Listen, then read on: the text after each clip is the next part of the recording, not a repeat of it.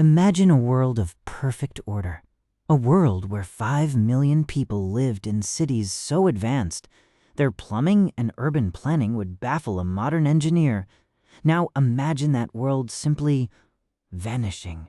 Not through a single great war, and not through a sudden cataclysm, but through a slow, agonizing unraveling that left 2,000 cities to be swallowed by the dust. This is not a legend. It is the haunting reality of the Indus Valley.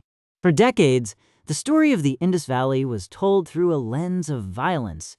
We were taught of the Aryan invasion, a sudden, bloody conquest that supposedly wiped the slate clean.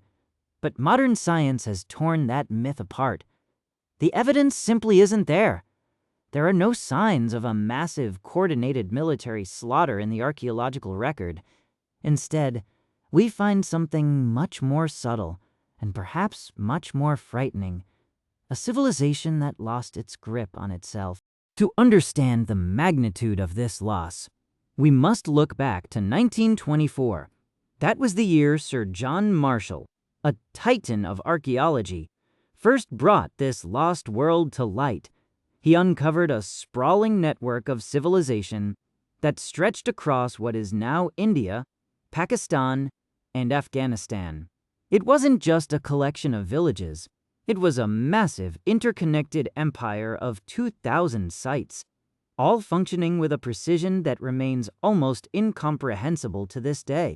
At its peak, the Indus Valley was a marvel of integration. These were not isolated towns.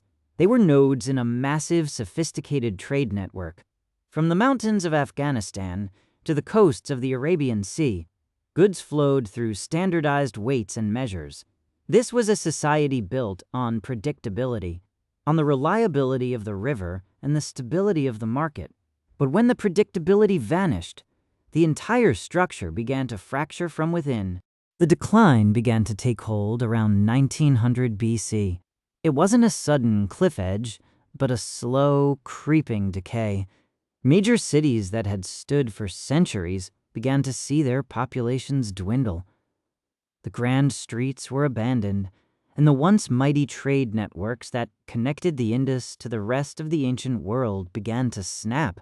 It was as if the very glue holding these urban centers together had suddenly lost its strength. We often look for a single villain in history, a king, an army, a plague. But the truth of the Indus is more complex.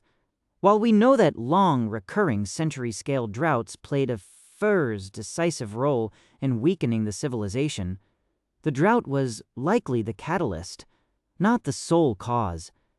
It was the stressor that exposed the cracks in an already overextended and highly specialized economic system. The drought didn't just kill the crops, it killed the social contract.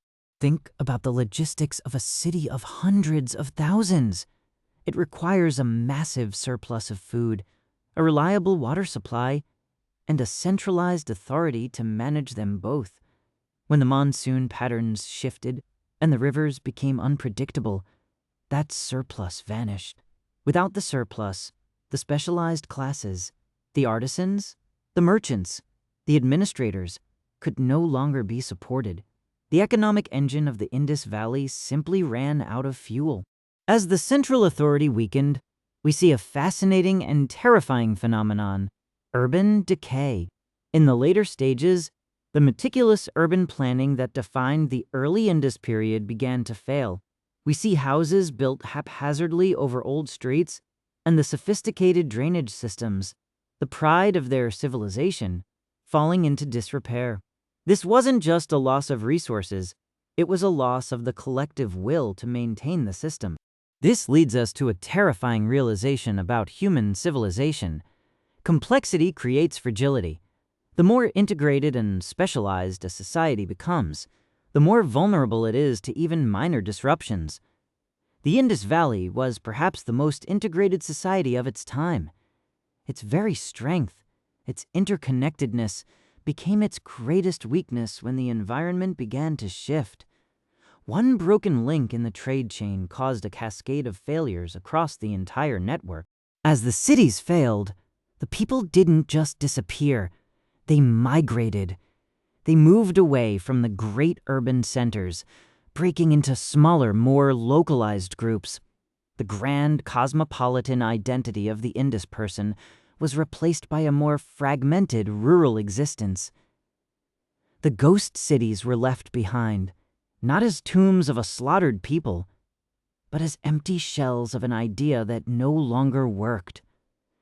The idea of the great city had died. The archaeological record from this period is a silent witness to this transition. We see a shift from high-quality, standardized pottery to more localized, less refined styles.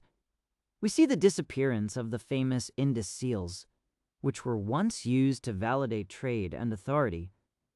When the seals vanished, so did the trusts that held the civilization together. The economic language of the Indus Valley was silenced. So, what can we learn from the ghosts of the Indus? We learn that civilization is a fragile equilibrium. It is a delicate balance between human ingenuity and the natural world. When we push our systems to their absolute limit of complexity, we leave ourselves no margin for error. The Indus Valley didn't fall to a sword. It fell to the weight of its own sophistication and the changing whims of a planet that does not care for our empires. The mystery of the Indus Valley remains one of history's most profound warnings. It reminds us that even the most advanced societies can unravel when the foundations of their economy and environment begin to shift. The cities are gone, the people have moved on, and all that remains are the silent, brick-lined streets, waiting for us to listen to the lessons they have to teach. The question is, are we listening? If you found this journey into the unseen past compelling, consider subscribing to Epoch Unseen. We dive deep into the shadows of history to bring you the truths that time tried to bury. Join us as we uncover the mysteries that shaped our world. Thank you for watching.